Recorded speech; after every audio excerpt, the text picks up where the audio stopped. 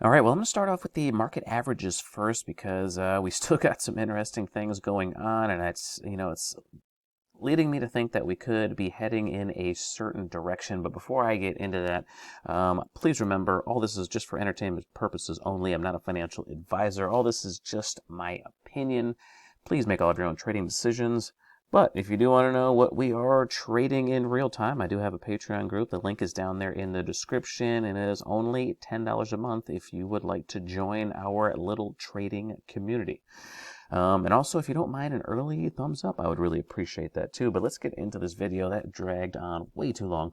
I'm going to start off with the QQQs, which of course is the ETF for the NASDAQ. I always start off with the Qs. I think this one is the most important from a psychological perspective, the NASDAQ anyway, but I think the IWM is more important as far as the overall trend of the total market. But getting into the Qs, we can see that the Qs are kind of in the pressure cooker. So this is a very dangerous area to be in as far as trading into the short term, or what I like to do, swing trading, because it could truly go either way. But judging by the look of what's going on right now, I would probably say we are probably going to get a move up. We're getting a nice solid bounce off that 21-period exponential moving average, even though it is finding some resistance at that white line, that 8-period exponential moving average. Now, I am thinking that we're probably going to end up breaking through that 8-period exponential moving average.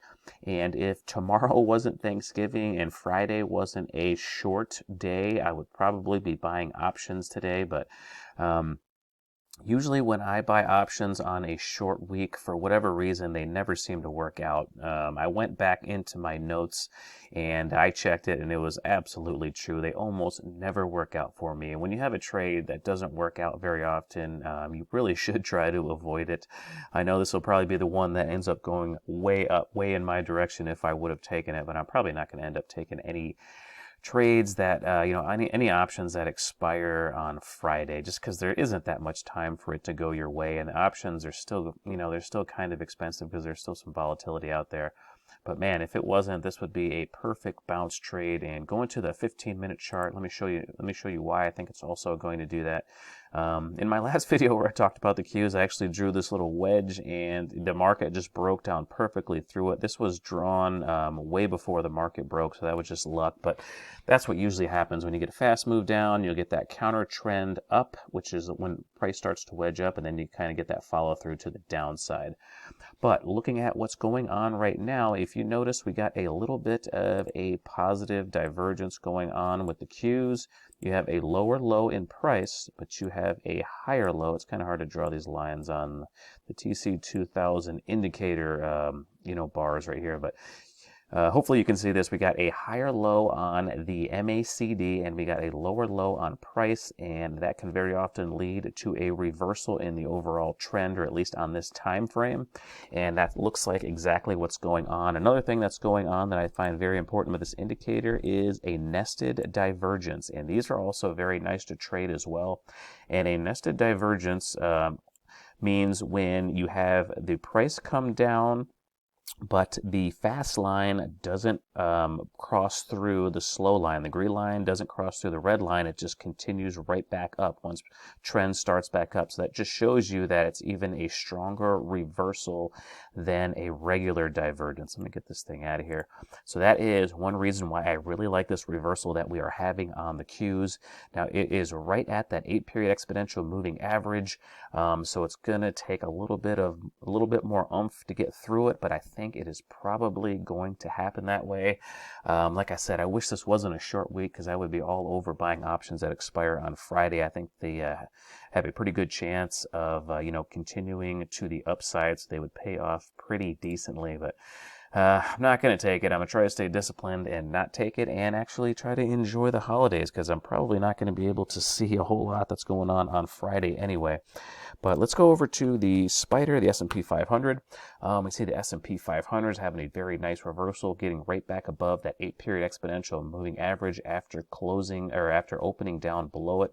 So that is very bullish. So if the S&P 500 or the SPY can hold above that 8-period exponential moving average, that is great news for some potential follow through for the rest of the week. Looking at the diamonds, you can see the diamonds is having a little bit of an inside day. You can see we got 4 days right in a row where it's just kind of going sideways, and that is bullish as well. You can see that they're kind of putting pressure on these two moving averages, the 8 period and the 21 period exponential moving average, and a sharp move above these could lead in a reversal of this downtrend, just because hasn't been able to make a new low over the last 4 days. There's been selling that's been coming into the market, but buyers have stepped in and have supported that area right around 355.50 on the diamonds. So that is another piece of information that makes me think that a reversal to the upside could be at hand. And of course, looking at my favorite, the IWM, you can see the IWM is having a nice reversal off that 50 period simple moving average, just barely reversed above it. But as long as these averages can close near the highs of the day and, they don't fall apart into the close, I think the chances of them following through on Friday are very high. But let's get into some stocks that I think have an excellent chance of bouncing if we do get that follow through. All right, so now I'm going to go over some of the types of stocks that I would be looking at to trade this potential bounce that we could be having in the overall market for the rest of the week. If I was going to be buying some call options, most likely I will not, because that is a rule that I have. I don't like to buy the call options on these type of short weeks. But you never know. Rules are there to be broken, right? Well, actually, not really in trading, not if you like making money. I try to stick to them. But you always have that thought in the back of your head, is this one of those times when the rules are not going to matter and it's actually going to work? That's what we struggle with as traders, because we deal in probabilities, and you never know which one is going to end up, going the other way. But anyway, the first one that I was looking at was SOFI. I really like this chart for a potential bounce. Not only do we have a beautiful big green candle that found some support right at the same area that it did yesterday, but it looks like it's probably got a clear shot all the way up to the 50 period simple moving average over $19 a share, probably getting close to $19.50. So that's a pretty decent area to be able to bounce for a one-day bounce on a call option. And you can also see that it's right at this very distinctive support level where it is bouncing. So that's another reason why it could be a very sharp bounce. You have these multiple big down days in a row with a big green candle. So the chances of getting at the very least one more follow through, in my opinion, are very high. So SOFI would be up there on my list. Another one would be FUBO. If you take a look at FUBO, you can see FUBO has been trending down for quite a while. It's been extended away from that 8 period exponential moving average quite a bit yesterday. Now we're getting a little bit of a bounce. We can see that today's bounce is starting to fizzle out just a little bit. This one would have to close near the high of the day before I was interested in it, but it's been trending down long enough that we are overdue for a snapback. So FUBO would be on my list if it closed near the high of the day. Another one would be Workday. If we look at Workday's chart, you can see we've had 4 big down days in a row. We're having that reversal. It's jumping above that 50 period simple moving average, and you have the next area of resistance is going to be that 8 period exponential moving average all the way up there at $284. So that's a pretty decent sized bounce for, the last trading day of the week. We're not trading tomorrow on Thursday, but we are going to have a half a day on Friday. So being that time is very compressed, that's probably one of the main reasons why these trades never really work out for me when there's not a whole lot of time left in the rest of the week. But Workday is definitely one of those type of charts that I would be looking for. Another one is OKTA. I have never heard of this company before, but it's actually a pretty decent sized company. I'm surprised I haven't heard of it, but every once in a while I come across big companies that I have never heard of, and I don't even know how you say that. OKTA, maybe that's how you name. Yes, maybe that's how you pronounce a company. But either way, huge move down over the last 3 days. We have what is called a gap and snap, or at least I've heard it referred to as that. It was where after several big down days in a row, they gap it down one more time and just kind of, shake out the trees of the last people that are holding on for dear life, and then they reverse it. You almost always end up seeing some follow through to the upside when you see patterns like this, and that 8 period exponential moving average is all the way up here at $236. So there's a very nice potential bounce that could happen in OKTA. Next one is DOCU. DocuSign is not my favorite of this group, but definitely 3 strong down days in a row. Plus, we're getting this. It was a bullish hammer when I put it on the list, but if we do get some follow through the upside on DocuSign, it should be able to make it all the way up here to the 200 period simple moving average, which is more than $10 away from where it is right now. So this one is stretched to the downside. A snap back up would not be out of the realm of possibility. So DocuSign would be one that's on my list. Another one was DLO. This is another one I had never heard of, D-Local, but this one has been gapping down and continuing to the downside, but now we're having one of those gap and snaps where it kind of gaps down below yesterday's close, but then we're having this big reversal. Now this thing could easily bounce all the way back up to the 8-period exponential moving average, right around $37 a share, so that's a pretty decent move for one day to the upside. That one would certainly be on my list. Another one would be Hubs. I really like Hubs because this thing is in a very well-defined uptrend, had 3 big down days in a row, and it's having that reversal up through the 50-period simple moving average, but it is getting kind of close to the other 2 moving averages, so they could pose a problem. But I really like Hubs just for the fact that it's in this very nice looking uptrend. I wouldn't be surprised one bit if it had some follow through all the way up to about $820 a share. So that's a pretty decent move for Hubs. Another one is Snowflake.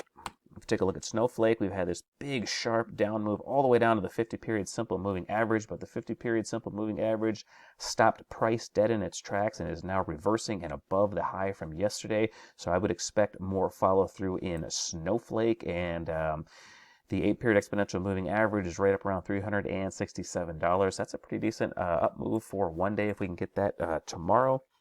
Another one is TWLO.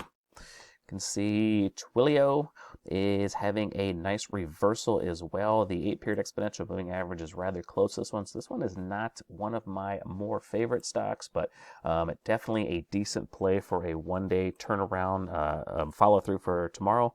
Another one is one of my personal favorites. Actually, I'm holding some shares in this one, and that is Palantir. You can see Palantir has been in a relentless downtrend, and it looks like it is finally starting to reverse. Over the last 3 days, it has held this area of support right around $20 a share, and it is reversing today. I would like to see a little bit more strength in Palantir, but if it can close above $21 and probably 21 cents, I think there's a very good chance this thing could be following through to the upside as well.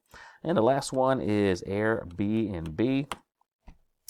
Looking at Airbnb, this one has been falling sharply over the last 5 days, but now it is reversing and is back above that 50-period simple moving average. So a move up here to the 21-period and the 8-period exponential moving average right around $188, I think is a pretty decent expectation for a bounce on Airbnb. So all of these plays are ones that I would be looking at. I know a lot of these stocks are rather expensive, so the options would be expensive as well. But when you're starting to pick them up towards, the end of the week, Wednesday and Thursday and Friday, they tend to be more reasonable. They have a higher failure rate because you don't have a whole heck of a lot of time, but you could take advantage of the cheaper price and add a little bit more leverage. So those are the type of stocks that I look for when we got a market that is doing what it is doing right now.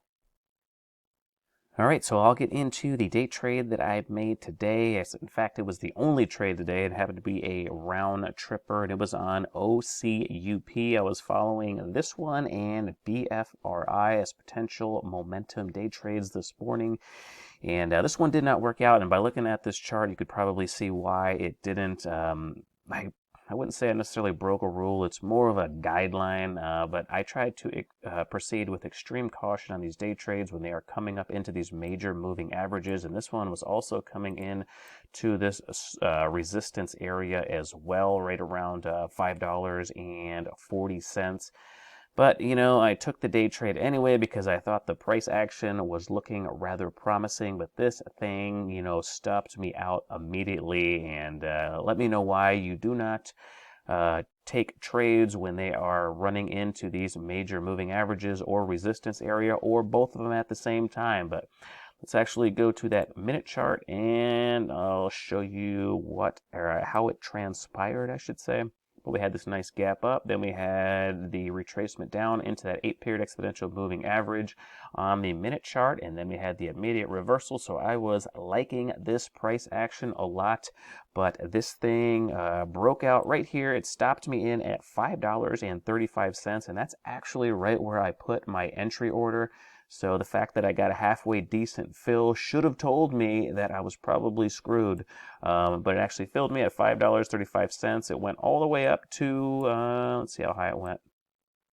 Went up to $5.50. So just, you know, right around 3% higher than where I bought it. And it like reversed in the blink of an eye. Stopped me out down here at $5.17. I actually raised my stop because the reversal started so quickly. I wasn't going to give this thing very far to reverse against me. So stopped out at $5.17. So it wasn't a huge loss, but I probably should have respected that 200-period simple moving average and that resistance area, but you know, the way this price action was shaping up, it looked like it was going to blast right through it, but I was wrong. It was just a small loss. It was a little bit of a smaller loss than I normally take, so not the end of the world, but you know, it would have been nice if I could have went into the holiday with a winning trade. But let's take a look at the other one that I was watching. This one actually was kind of a strange play, BFRI. Let's actually go to the minute chart. I was actually liking this one more and at the open, or at before the market opened, just because this was going to be such a big gap up. It was going to be gapping up over everything. So those are ones that I really like because there's no real, you know, concrete resistance from the past in its way. But let's go to the minute chart. Let me back it out here. But as we can see, this thing really didn't get going for, you know, forever. It seems like it started to take off right around noon, but it didn't get anywhere. But this is the area that I was watching. I was looking for a break above $6.40. I had my order at $6.41 here in the morning, but it never broke above it. And you know, at about 10:30, I just canceled the order. But we can see it broke above that area right around noon, and it went as high as $7.36. So if I could have got in at $6.40, if I would have left that order in, I potentially could have got out, you know, at $7.36, and that would have been a pretty decent gain. So this breakout actually probably would have worked if I would have kept it in there, but I don't like to take the trades too long after 10:30. So BFRI, you know, there was a small chance that I could have, you know, captured that trade, but usually when they break out later in the day like this, they end up failing, so I try to stay away from them. But that's how the day trades shaped out for today. If you guys watched all the way till the end of this video, I appreciate it, and I hope you guys all have a great Thanksgiving. I don't know if I'll be making a video on Friday or not. You know, I might probably just be hanging out with the family, but you guys all have a great Thanksgiving and a great weekend if I don't make another video. Okay, everyone, that is all I have for this video, so I'm going to end it right there. But if you have any questions or comments on any of these stocks, or if you have any other ones you want me to take a look at, please leave it down there in the comments section. I will get to them as soon as I can. If you enjoyed the video, please hit the like button and subscribe to the channel if you haven't already. Thank you so much for watching my video all the way to the end, and until next time, take care, everybody.